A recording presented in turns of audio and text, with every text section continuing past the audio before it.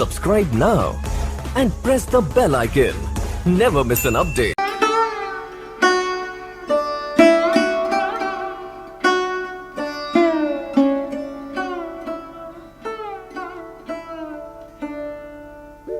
अनंत विजयं राजा कुंती पुत्रो युधिष्ठिरः नकुलः सहदेवश्च सुघोषमणिपुष्पकौ। કુંતી પુત્ર રાજા યુધિષ્ઠિરે અનંત વિજય નામનો શંખ વગાડ્યો. કુંતી કર્તવ્યનું અને યુધિષ્ઠિર ધર્મનું પ્રતીક છે. ધર્મ પર સ્થિરતા રહેશે તો અનંત વિજય અનંત પરમાત્મામાં સ્થિરતા અપાવશે. પણ પ્રકૃતિ પુરુષ ક્ષેત્ર અને ક્ષેત્રજ્ઞના સંઘર્ષમાં સ્થિર રહે છે. પારાવાર દુઃખમાં યુદ્ધે સ્થિર સ યુધિષ્ઠિર, તે વિચલિત થતો નથી. આથી જે અનંત છે, જેનો અંત નથી, તે છે પરમ તત્વ પરમાત્મા, અને તેના પર તે એક દિવસ વિજય અપાવે છે. નિયમરૂપી નકુલે સુઘોષ નામનો શંખ વગાડ્યો.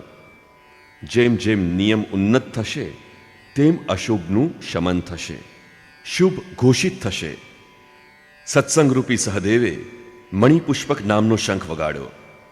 મનીષીઓએ પ્રત્યેક શ્વાસને અમૂલ્ય મણિની સંજ્ઞા આપી છે.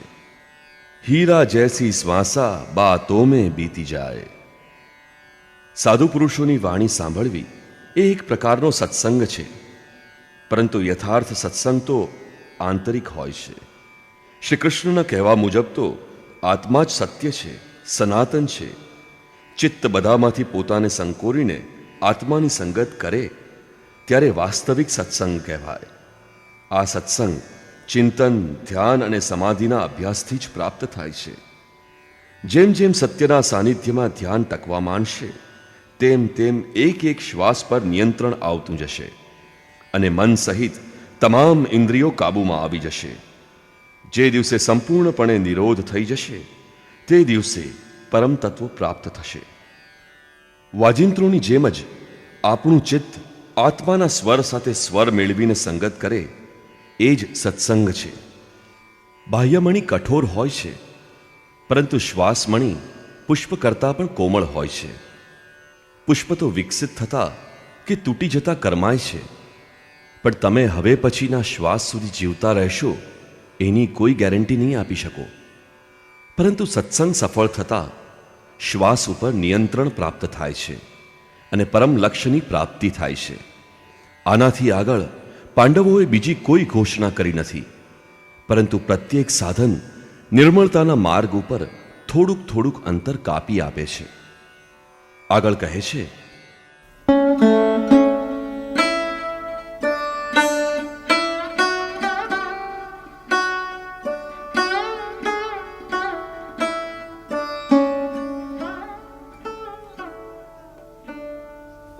काश्यश्च परमेश्वासः शिखण्डी च महारथः धृष्टद्युम्नो विराटश्च सात्यकिश्चापराजितः। કાયારૂપી કાશી, જ્યારે પુરુષ મન સહિત તમામ ઇન્દ્રિયોને સમેટીને ધ્યાનસ્થ થાય છે ત્યારે પરમેશ્વાસા, પરમ ઈશમાં વાસ કરવાને અધિકારી બને છે. પરમ ઈશમાં વાસ કરવાની સક્ષમ કાયા જ કાશી છે. કાયામાં જ પરમ ઈશ્વરનો નિવાસ છે. પરમેશ્વાસાનો અર્થ શ્રેષ્ઠ ધનુષ્યવાળો નહીં, પરંતુ પરમ વત્તા ઈશ વત્તા વાસ છે. શિખાસૂત્રનો ત્યાગ જ શિખંડી છે. આજકાલ લોકો માથાના વાળ કપાવે છે અને સૂત્રના નામ પર ગળાની જનોઈ કાઢી નાખે છે, પરંતુ એ સંન્યાસ નથી. અગ્નિ સળગાવવાનું છોડી દે છે એટલે થઈ ગયો એમનો સંન્યાસ. વસ્તુતઃ શિખા લક્ષ્યનું પ્રતીક છે જેને તમારે સિદ્ધ કરવાનું છે, અને સૂત્ર છે સંસ્કારોનું પ્રતીક. જ્યાં સુધી આગળ પરમાત્માની પ્રાપ્તિ બાકી છે, પાછળ સંસ્કારોનો સૂત્રપાત લાગેલો રહે છે, ત્યાં સુધી ત્યાગ કેવો, સંન્યાસ કેવો? હજી તો તે ચાલનાર પથિક છે. જ્યારે પ્રાપ્તવ્ય પ્રાપ્ત થાય પાછળ લાગેલા સંસ્કારોની દોર કપાઈ જાય ત્યારે ભ્રમ નાશ પામે છે. આથી શિખંડી જ ભ્રમરૂપી ભીષ્મનો નાશ કરે છે. શિખંડી ચિંતા માર્ગની વિશિષ્ટ યોગ્યતા છે. તે મહારથી છે. દૃષ્ટધુમ્ન દ્રઢ અને અચલ મન તથા વિરાટ સર્વત્ર વિરાટ ઈશ્વરનો પ્રસાર જોવાની ક્ષમતા વગેરે દૈવી સંપત્તિના મુખ્ય ગુણ છે. સાત્વિકતા જ સાત્યકી છે. સત્યના ચિંતનની પ્રવૃત્તિ અર્થાત સાત્વિકતા હશે ત્યાં સુધી પતન નથી. આ સંઘર્ષમાં પરાજય નહીં મળે.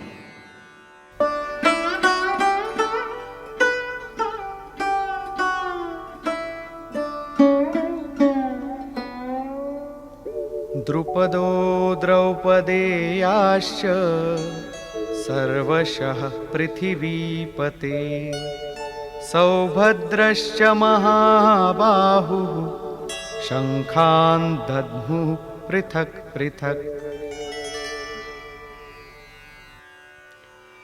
અચલ પદદાયક દ્રુપદ અને ધ્યાનરૂપી દ્રૌપદીના 5 પુત્રો સરદયતા, વાત્સલ્ય, લાવણ્ય, સૌમ્યતા વગેરે સાધનમાં મહાન સહાયક મહારથી છે. તથા મહાબાહુવાળો અભિમન્યુ. આ બધાએ અલગ અલગ શંખ વગાડ્યા. ભુજા કાર્યક્ષેત્રનું પ્રતીક છે. જ્યારે મનમાંથી ભય જતો રહે છે ત્યારે એની પહોંચ દૂર સુધી જાય છે. હે રાજન, આ બધાએ અલગ અલગ શંખ વગાડ્યા. આ બધા કંઈ ને કંઈ અંતર પાર કરાવે છે. એનું પાલન આવશ્યક છે. આથી જ આ નામ ગણાવ્યા છે. આના સિવાય કેટલાક અંતર એવા છે કે જે મન બુદ્ધિથી કાપી શકાતા નથી. ભગવાન સ્વયં અંતઃકરણમાં વિરાજમાન થઈને આ મંજિલ પાર કરાવે છે. અહીં દ્રષ્ટિ બનીને આત્મા ઊભો થાય છે અને પોતે જ પોતાની સન્મુખ ઊભો થઈને પોતાનો પરિચય કરાવી લે છે.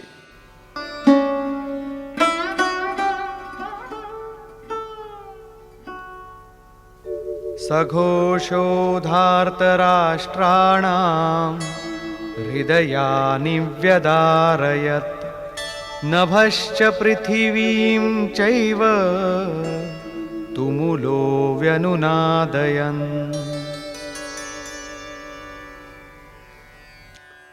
પૃથ્વી અને આકાશને ગજાવી મૂકતા આ ભયંકર નાદે કૌરવોના હૃદયને જાણે ચીરી નાખ્યા. સેના તો પાંડવો બાજુ પણ હતી, પરંતુ હૃદય કૌરવોના વિદીર્ણ થયા. વસ્તુત 5 જન્ય, દૈવી શક્તિ પર આધિપત્ય, અનંત ઉપર વિજય, અશુભનું શમન, શુભની ઘોષણા પ્રસરવા લાગે એટલે સ્વાભાવિકપણે કુરુક્ષેત્ર, આસુરી સંપત્તિ, બહિર્મુખી પ્રવૃત્તિઓનું હૃદય વિદીર્ણ થઈ જ જાય. એની શક્તિ ધીમે ધીમે નષ્ટ થવા માંડે છે. સંપૂર્ણ સફળતા મળતા મોહમયી પ્રવૃત્તિઓ સંપૂર્ણપણે શાંત થઈ જાય છે.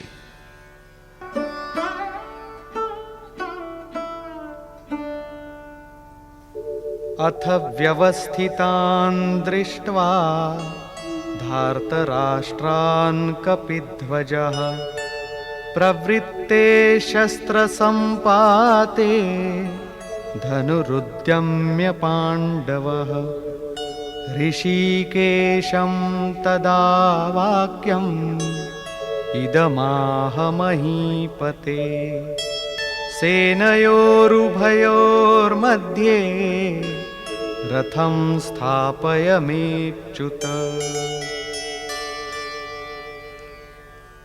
સંયમરૂપી સંજયે અજ્ઞાનથી આવૃત મનને સમજાવ્યું કે હે રાજન, આ ઉપરાંત કપિધ્વજ, વૈરાગ્યરૂપી હનુમાન, વૈરાગ્ય જેનો ધ્વજ છે. ધ્વજને રાષ્ટ્રનું પ્રતીક માનવામાં આવે છે. કેટલાક લોકો કહે છે કે ધ્વજ ચંચળ હોય છે એટલે કપિધ્વજ કહેવામાં આવે છે, પરંતુ અહીં એમ નથી. કપિ સાધારણ વાંદરો નથી, સ્વયં હનુમાન છે, જેમણે માન અને અપમાનનું હનન કર્યું છે. સમ માન નિરાદર આદરહી. પ્રકૃતિની જોયેલી સાંભળેલી વસ્તુઓથી, વિષયોથી રાગનો ત્યાગ તે વૈરાગ્ય છે. આમ વૈરાગ્ય જેનો ધ્વજ છે એ અર્જુને વ્યવસ્થિત રીતે કૌરવોને ઊભેલા જોઈને શસ્ત્ર ચલાવવાની તૈયારી રૂપે ધનુષ્ય ઉઠાવ્યું. ઋષિકેશમ હૃદયના સર્વસ્વ જ્ઞાતા યોગેશ્વર શ્રી કૃષ્ણને કહ્યું, હે અચ્યુત, જે કદી ચ્યુત થતા નથી હે અચ્યુત, મારા રથને બે સેનાઓની વચ્ચે લઈ જઈને ઊભો રાખો. અહીં સારથીને આપેલ આદેશ નથી, ઈષ્ટદેવને કરેલી પ્રાર્થના છે. શા માટે ઊભો કરે?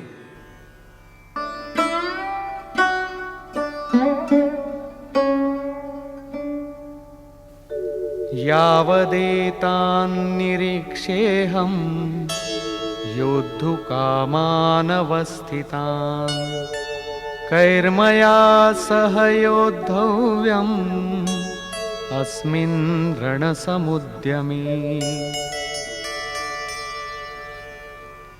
જેથી હું યુદ્ધની ઈચ્છાથી અહીં આવેલા સૌને જોઈ શકું અને જાણું કે આ રણસંગ્રામમાં મારે કોની સાથે લડવું યોગ્ય છે.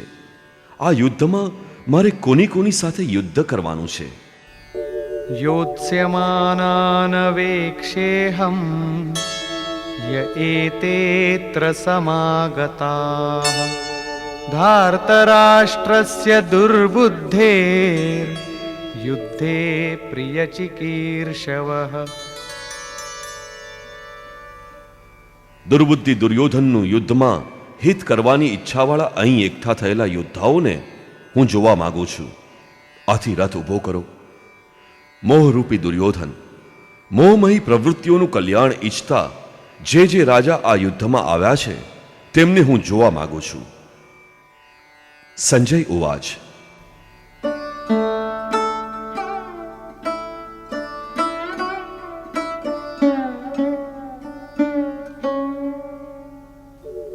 एवमुक्तो ऋषिकेशो गुडाकेशेन भारत सेनयोरुभयोर्मध्ये स्थापयित्वा रथोत्तमम् भीष्मद्रोणप्रमुखतः सर्वेषां च महीक्षिताम् उवाच पार्थ पश्यैतान् समवेतान् कुरु નીતિ. સંજય બોલ્યો, અર્જુને જ્યારે શ્રી કૃષ્ણને આ પ્રમાણે કહ્યું ત્યારે હૃદયના જ્ઞાતા શ્રી કૃષ્ણએ બંને સેનાઓ વચ્ચે ભીષ્મ, દ્રોણ અને મહિક્ષિતામ શરીરરૂપી પૃથ્વી પર અધિકાર ધરાવતા તમામ રાજાઓની વચ્ચે ઉત્તમ રથ ઊભો રાખ્યો અને કહ્યું કે હે પાર્થ, ત્યાં ભેગા મળેલા કૌરવોને જો. આ ઉત્તમ રથ સોના ચાંદીનો નથી. સંસારમાં ઉત્તમની વ્યાખ્યા નશ્વર શરીર પ્રતિ અનુકૂળતા પ્રતિકૂળતા દ્વારા કરાય છે. આ પરિભાષા અપૂર્ણ છે. જે આપણા આત્મા, આપણા સ્વરૂપને સદૈવ સાથ આપે તે જ ઉત્તમ છે, જેની પાછળ અનુત્તમ મલિનતા ન હોય.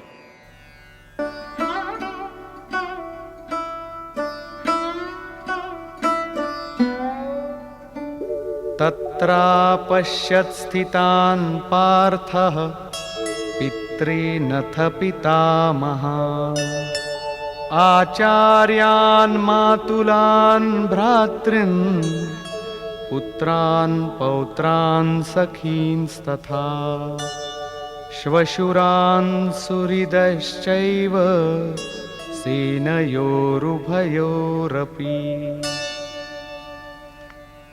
આ ઉપરાંત અચૂક લક્ષ્યવાળા પાર્થિવ શરીરને રથ બનાવનારા પાર્થે આ બંને સેનાઓમાં રહેલા પોતાના વડીલો, પિતામહ, આચાર્ય, ભાઈઓ, પુત્રો, પૌત્રો, મિત્રો, સસરાઓ અને સ્નેહીઓને જોયા. બંને સેનાઓમાં અર્જુનને કેવળ પોતાનો પરિવાર, મામાનો પરિવાર, શ્વસુરનો પરિવાર, સ્નેહીઓ અને ગુરુજનો દેખાયા. મહાભારતની પ્રચલિત ગણતરી અનુસાર 18 અક્ષિહિણી લગભગ 40 લાખ બરાબર થાય છે. પરંતુ પ્રચલિત ગણતરી અનુસાર 18 અક્ષિહિણી લગભગ 6.5 અબજની બરાબર થાય છે, જે આજની વિશ્વની વસ્તી બરાબર થાય છે. આટલા લોકો માટે વિશ્વ સ્તર પર અન્ન અને આવાસની સમસ્યા બની જાય એટલો મોટો જનસમૂહ. અર્જુનના 3-4 સગાઓનો જ પરિવાર હતો. આટલો મોટો કોઈનો પરિવાર હોઈ શકે ખરો? કદાપી નહીં.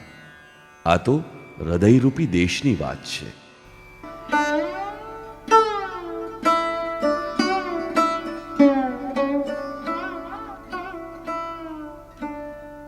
તાન સમીક્ષ્ય સ કૌન્તેયઃ સર્વાન બંધૂનવસ્થિતાન કૃપયા પરયાવિષ્ટો વિષીદન્નિદમબ્રવીત.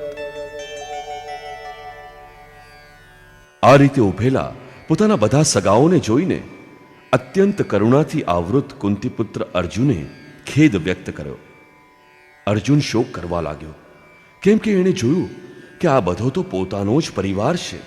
આથી બોલ્યો, અર્જુન ઉવાચ,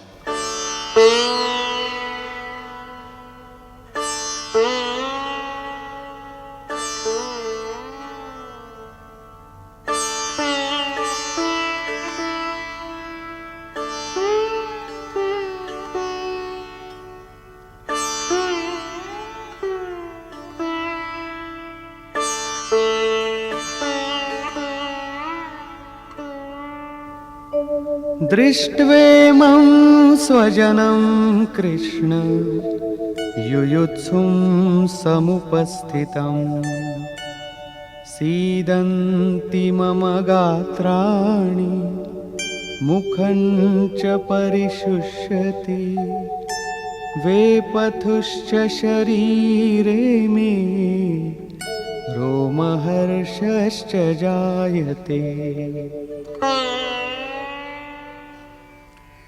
હે કૃષ્ણ, યુદ્ધ કરવા ભેગા મળેલા આ બધા સગા સંબંધીઓને જોઈને મારા ગાત્રો ઢીલા થઈ જાય છે, મોઢું સુકાય છે, શરીર ધ્રુજે છે અને રૂંવાં ઊભા થઈ જાય છે.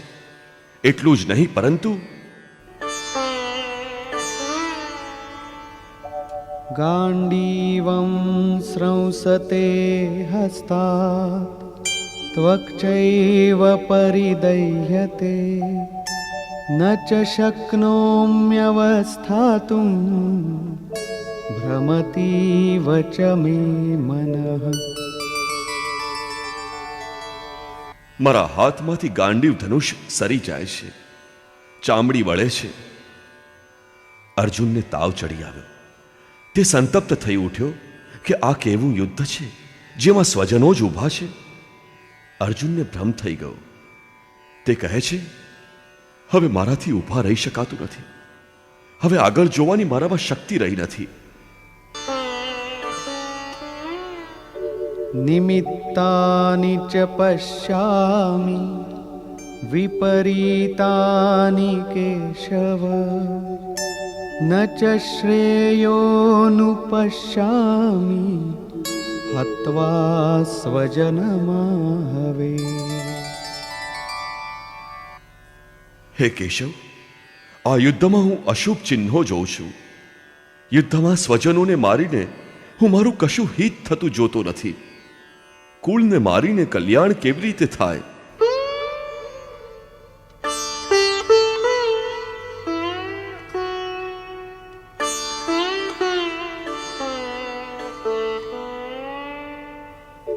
ન કાંક્ષે વિજયં કૃષ્ણ ન ચ રાજ્યં સુખાનિ ચ કિન્નો રાજ્યેન ગોવિંદ કિમ ભોગૈર્જીવિતેન વા. સમગ્ર પરિવાર યુદ્ધ મોરચે ઊભો છે. યુદ્ધમાં તેમને મારીને વિજય, વિજયથી મળનારું રાજ્ય અને રાજ્યથી મળનારું સુખ અર્જુનને જોઈતું નથી. એ કહે છે, કૃષ્ણ, હું વિજય ઈચ્છતો નથી, રાજ્ય તેમજ સુખ પણ ઈચ્છતો નથી. ગોવિંદ, મારે રાજ્ય, ભોગ અથવા જીવનથી પણ શું પ્રયોજન છે? આ અંગે કહે છે,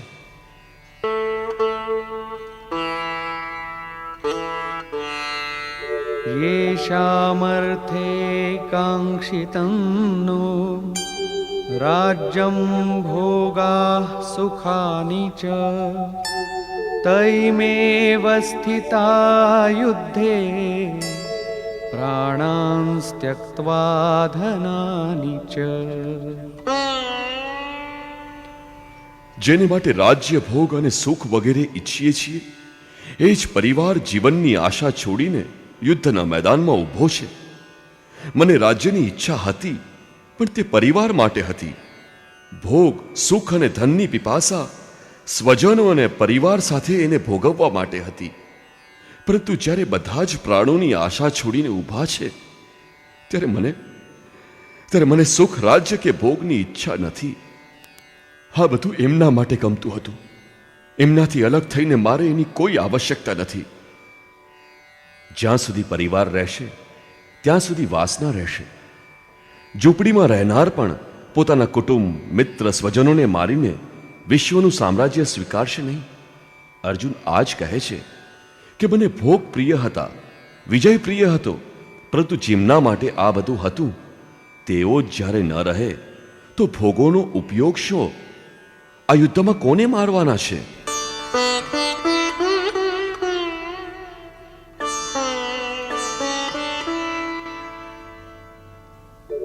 आचार्याः पितरः पुत्राः तथैव च पितामहाः मातुलाः श्वशुराः पौत्राः शालाः संबंधिनस्तथा.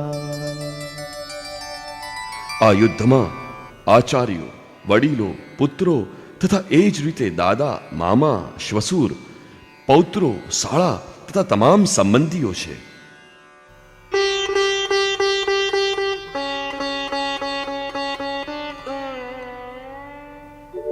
एतान्न हन्तुमिच्छामि घ्नतोऽपि मधुसूदन अपि त्रैलोक्यराज्यस्य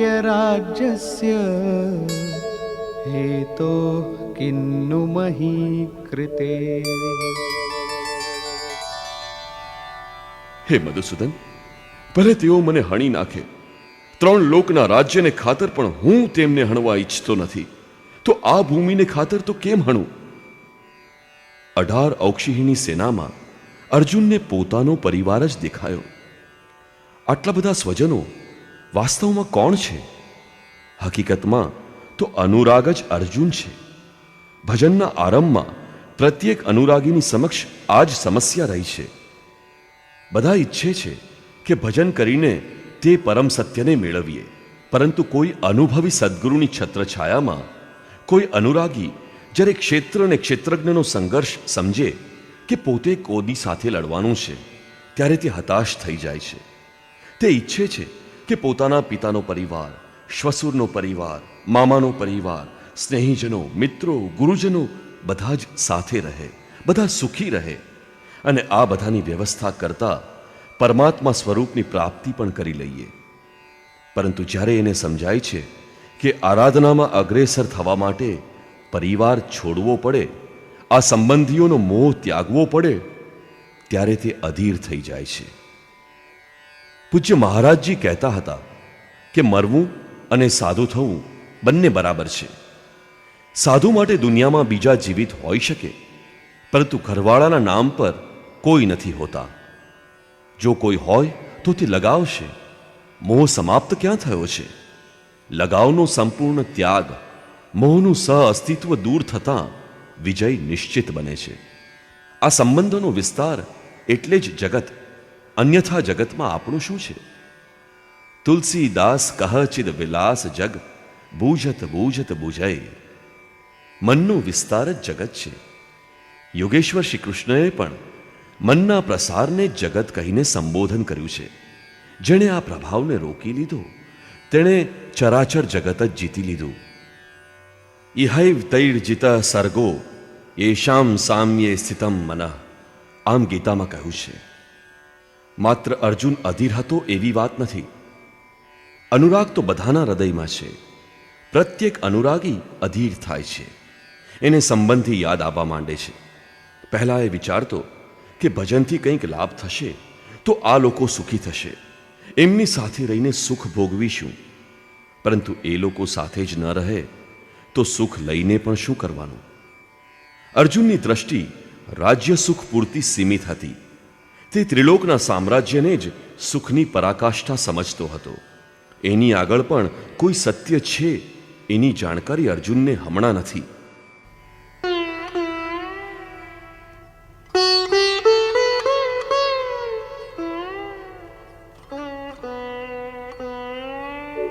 निहत्य धार्तराष्ट्रान्नः का प्रीतिः स्याज्जनार्दन पापमेवाश्रयेदस्मान् हत्वैतानाततायिनः.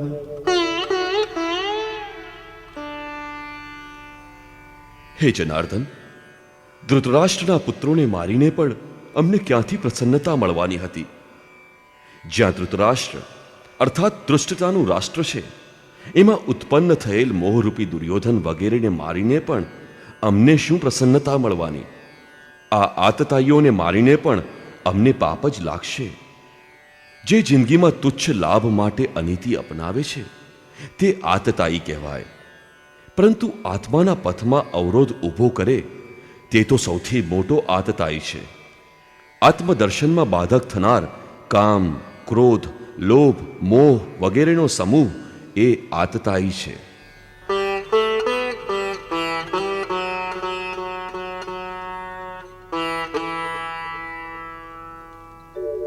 तस्मान्नार्हा वयं हन्तुं धार्तराष्ट्रान् स्वबान्धवान् स्वजनं हि कथं हत्वा सुखिनः स्याम माधव.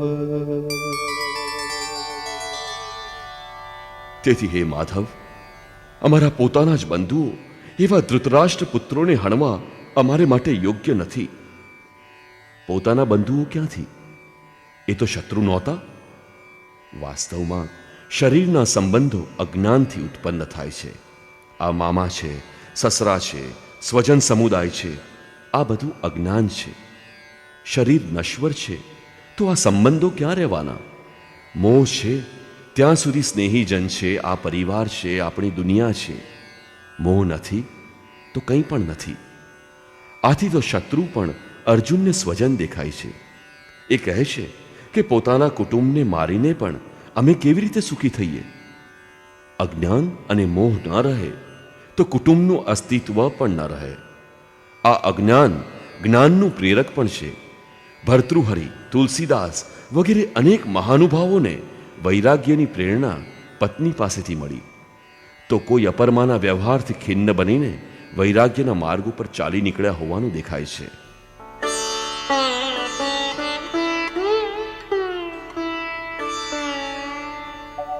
यद्यप्येतेन पश्यन्ति लोभोपहत चेतसः कुलक्षयकृतं दोषं मित्रद्रोहे च पातकम्.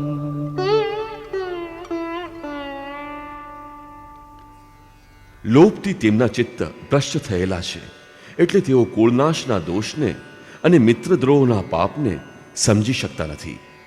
આ એમની ઉણપ છે. આમ છતાં कथं न ज्ञेयमस्माभिः पापादस्मान्निवर्तितुं कुलक्षयकृतं दोषं प्रपश्यद्भिर्जनार्दन.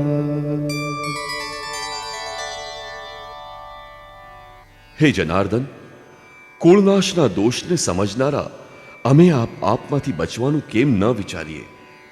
હું જ પાપ કરું છું એવી વાત નથી. આપ પણ ભૂલ કરી રહ્યા છો. અર્જુન શ્રી કૃષ્ણ પર પણ આરોપ મૂકે છે. હજુ તે પોતાને શ્રી કૃષ્ણથી સહેજ પણ ઉતરતો માનતો નથી. પ્રત્યેક નવો સાધક ગુરુના શરણમાં જતા આ પ્રકારના તર્ક કરે છે. એ પોતે બધું જાણે છે એમ માની લે છે. અર્જુન આ જ કહે છે, એ લોકો ભલે ન સમજે, પરંતુ હું ને આપ તો સમજદાર છીએ. કુળનાશના દોષો પર આપણે વિચાર કરવો જોઈએ, કુળનાશમાં શા શા દોષ છે? कुलक्षये प्रणश्यन्ति कुलधर्माः सनातनाः धर्मे नष्टे कुलं कृत्स्नम् अधर्मोऽभिभवत्युत। કુળનો નાશ થતા સનાતન કુળ ધર્મોનો નાશ થાય છે. અર્જુન કુળ ધર્મ કુલાચારને જ સનાતન ધર્મ સમજે છે. ધર્મનો નાશ થતા સમગ્ર કુળને અધર્મ ડૂબાવી દે છે. अधर्माभिभवात् कृष्ण प्रदुष्यन्ति कुलस्त्रियः स्त्रीषु दुष्टासु वार्ष्णेय जायते वर्णसंकरः। હે કૃષ્ણ, પાપ અધિક માત્રામાં વધી જતા કુળની સ્ત્રીઓ દુરાચારી બને છે. હે વાર્ષ્ણેય, સ્ત્રીઓ દુરાચારી થતા વર્ણસંકર પ્રજા પેદા થાય છે. અર્જુનની માન્યતા હતી કે કુળની સ્ત્રીઓ દૂષિત થતા વર્ણસંકર પ્રજા પેદા થાય છે. પરંતુ શ્રી કૃષ્ણે એ વાતનું ખંડન કરતા આગળ બતાવ્યું છે કે હું અથવા સ્વરૂપમાં સ્થિત મહાપુરુષ આરાધના ક્રમમાં ભ્રમ ઉત્પન્ન કરે તો વર્ણસંકરતા ઉત્પન્ન થાય છે. વર્ણસંકરતાના દોષો પર પ્રકાશ નાખતા અર્જુન કહે છે,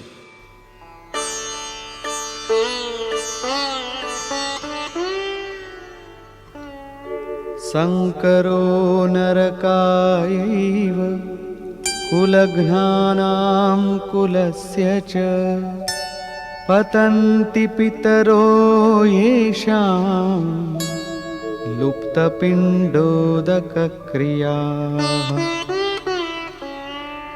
વર્ણસંકર પ્રજા કુળનો નાશ કરે છે અને કુળને નરકમાં પહોંચાડે છે. શ્રાદ્ધની પિંડોદક ક્રિયા અટકી જતા તેના પિતૃઓની અવગતિ થાય છે. વર્તમાન નષ્ટ પામે છે. ભૂતકાળના પિતૃઓની અવગતિ થાય છે અને ભવિષ્યની પ્રજાની પણ અવગતિ થશે.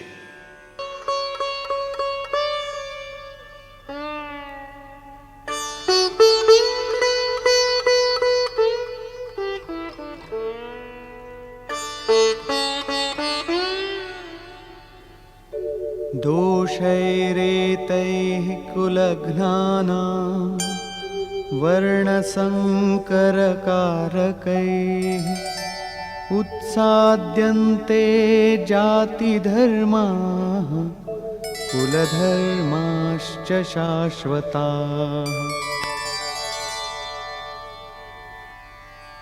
આ વર્ણસંકરને જન્મ આપતા દોષોથી સનાતન કુળ ધર્મ અને જાતિ ધર્મ નષ્ટ થાય છે. અર્જુન માને છે કે કુળ ધર્મ સનાતન છે, કુળ ધર્મ શાશ્વત છે. પરંતુ શ્રી કૃષ્ણએ આ વાતનું ખંડન કર્યું છે અને દર્શાવ્યું છે કે આત્મા જ સનાતન શાશ્વત ધર્મ છે. વાસ્તવિક સનાતન ધર્મને જાણતા અગાઉ મનુષ્ય ધર્મના નામ ઉપર કોઈને કોઈ રૂઢીને જાણે છે. એ જ રીતે અર્જુન પણ જાણે છે જે શ્રી કૃષ્ણના મતે એક માત્ર રૂઢિ છે.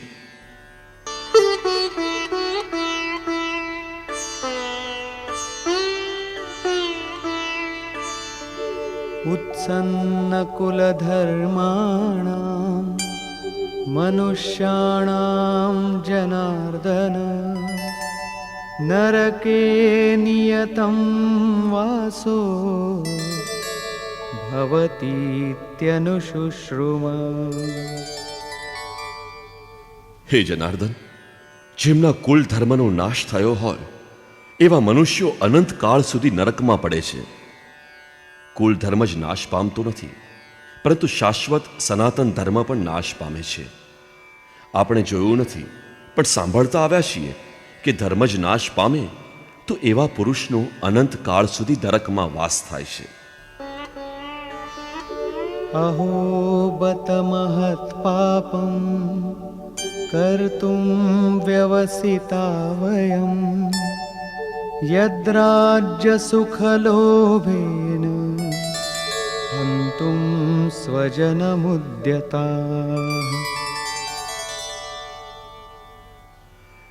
અહો, અમે બુદ્ધિમાન હોવા છતાં મહાપાપ કરવા તૈયાર થયા છીએ. એ દુઃખની વાત છે. રાજ્ય અને સુખના લોભે અમે કુળને મારવા તત્પર થયા છીએ. હજુ પણ અર્જુન પોતાને ઓછો જ્ઞાની નથી સમજતો. આરંભમાં પ્રત્યેક સાધક આ જ રીતે બોલે છે. મહાત્મા બુદ્ધનું કથન છે કે મનુષ્યને જ્યારે અડધું જ્ઞાન હોય ત્યારે તે પોતાને મહાન જ્ઞાની સમજે છે, અને અડધાથી આગળની જાણકારી પ્રાપ્ત થવા માંડે છે ત્યારે તે પોતાને મહાન મૂર્ખ સમજે છે.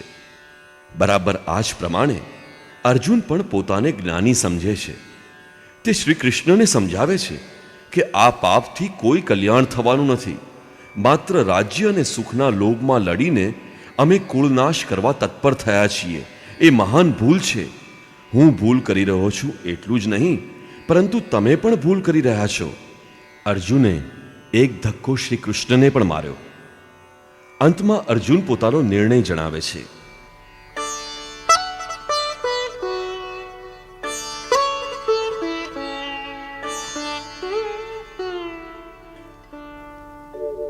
यदि मामप्रतीकारम् अशस्त्रं शस्त्रपाणयः धार्तराष्ट्रारणे हन्युः तन्मे क्षेमतरं भवेत्.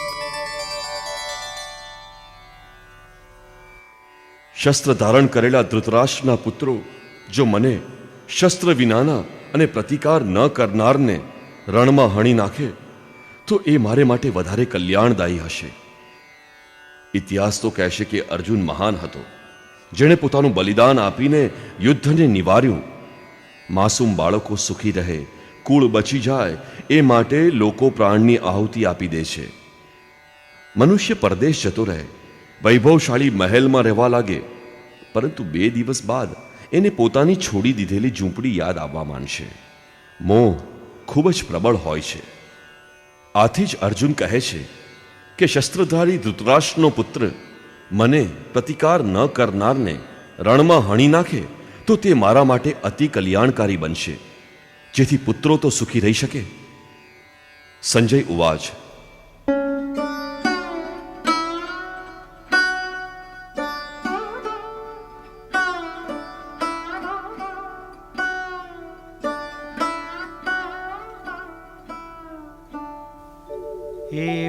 एवमुक्त्वार्जुनः सङ्ख्ये रथोपस्थ उपाविशत् विसृज्य सशरं चापं शोकसंविघ्नमानसः.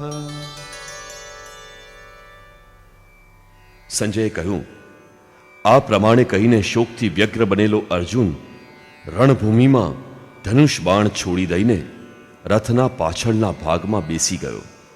અર્થાત ક્ષેત્ર અને ક્ષેત્રજ્ઞના સંઘર્ષમાં ભાગ લેવામાં પીછેહઠ કરી ગયો. નિષ્કર્ષ.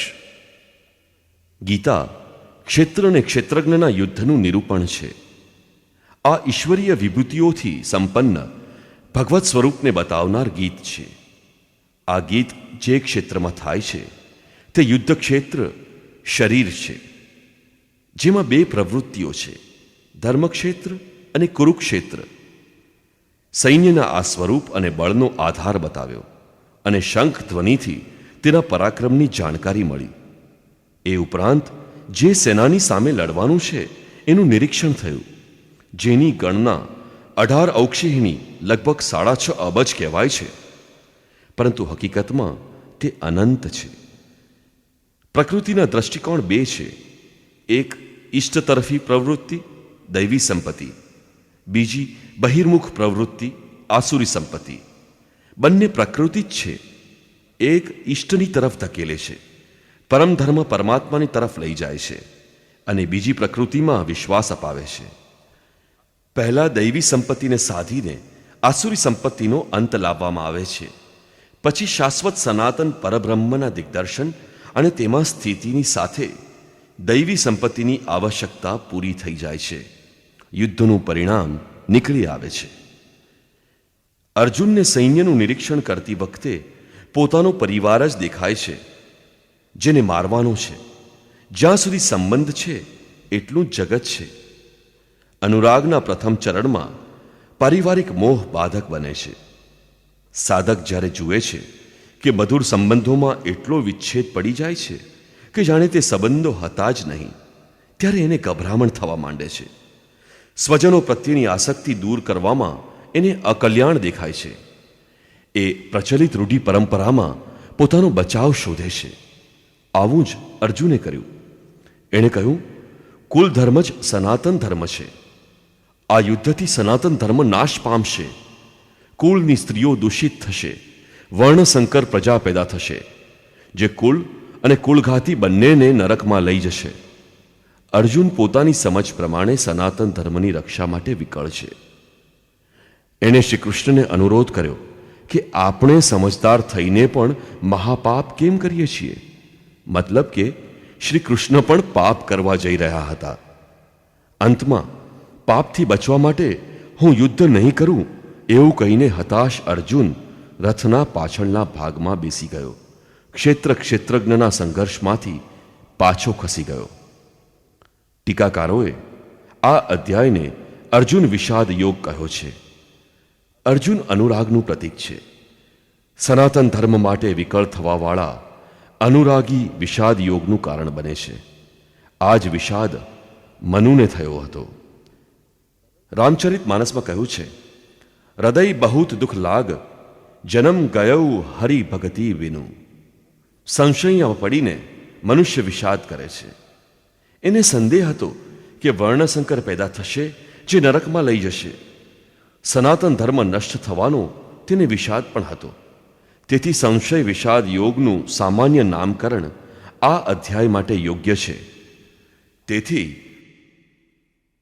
ઓમ તત્સદિતિ શ્રીમદ ભગવદ્ ગીતાસુ ઉપનિષત્સુ બ્રહ્મ વિદ્યાયા યોગશાસ્ત્રે શ્રી કૃષ્ણાર્જુન સંવાદે સંશય વિષાદ યોગો નામ પ્રથમોધ્યાય. આ પ્રકારે શ્રીમદ ભગવદ્ ગીતા રૂપી ઉપનિષદ અર્થાત બ્રહ્મ વિદ્યા તથા યોગશાસ્ત્ર વિષયક શ્રી કૃષ્ણ અને અર્જુનના સંવાદમાં સંશય વિષાદ યોગ નામનો પ્રથમ અધ્યાય પૂર્ણ થાય છે. ઇતિ શ્રીમદ પરમહંસ પરમાનંદસ્ય શિષ્ય સ્વામી અડગડાનંદ કૃતે શ્રીમદ ભાગવત ગીતાયા યથાર્થ ગીતા ભાષ્યે સંશય વિષાદ યોગો નામ પ્રથમોધ્યાય. આ રીતે શ્રીમદ પરમહંસ પરમાનંદજીના શિષ્ય સ્વામી અડગડાનંદ કૃત શ્રીમદ ભાગવત ગીતાના ભાષ્ય યથાર્થ ગીતામાં સંશય વિષાદ યોગ નામનો પ્રથમ અધ્યાય પૂરો થાય છે. હરિ ઓમ તત્સત. Subscribe now and press the bell icon. Never miss an